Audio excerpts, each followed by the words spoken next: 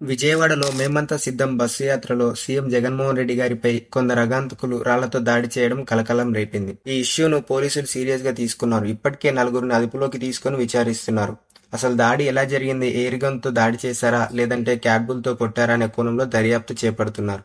ఈ క్రమంలోనే రాళ్లతో దాడి చేసిన నిందితులను గనక పోలీసులకు పట్టిస్తే భారీ నగదు బహుమతి ఇస్తామని పోలీస్ కమిషనర్ ప్రకటించారు.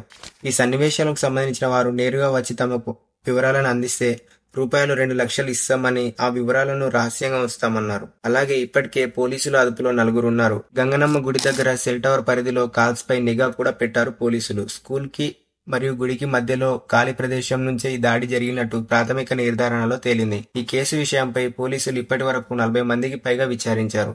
24 సీసీటీవీ కెమెరా ఫుటేజీలు పరిశీలన చేశారు. సీఎం జగన్ పై జరిగిన ఈ దాడి కేసులో విచారణకు సీట్ ఏర్పాటు చేసింది పోలీస్ శాఖ. ఎస్పీ స్థాయి పోలీస్ అధికారి నేతృత్వంలో సీట్ ఏర్పాటు చేశారు సిపి క్రాంతి. ఇప్పటికే ఈ కేసు దర్యాప్తు కొరకు 6 ప్రత్యేక అధికారుల బృందం రంగంలోకి దిగింది. విచారణ జరుపుతోంది. అజిత్ సింగ్ నగర్ లో 3 సెల్ఫోన్ టవర్స్ నుంచి అధికారులు డంప్ స్వాధీనం చేసుకున్నారు. కాగా ఆ మొత్తం స్థలంలో 20,000 సెల్ ఫోన్లు యాక్టివ్ గా ఉన్నట్లు అధికారులు గుర్తించారు. ఘటనా స్థలంలో ఉన్న సీసీ కెమెరాలను అధికారులు పర్యవేక్షిస్తున్నారు. ఈ దాడి ద్వారా వైఎస్ఆర్సీపీకి లాభం చేకూరుతుందా లేదా నష్టం చేకూరుతుందా అనేది ఈ వీడియో యొక్క కామెంట్ లో మీరు తెలియజేయండి. ఇలాంటి మరిన్ని లేటెస్ట్ అప్డేట్స్ కోసం మన ఛానల్ కి సబ్స్క్రైబ్ అయ్యి పక్కనే ఉన్న బెల్ ఐకాన్ క్లిక్ చేయండి.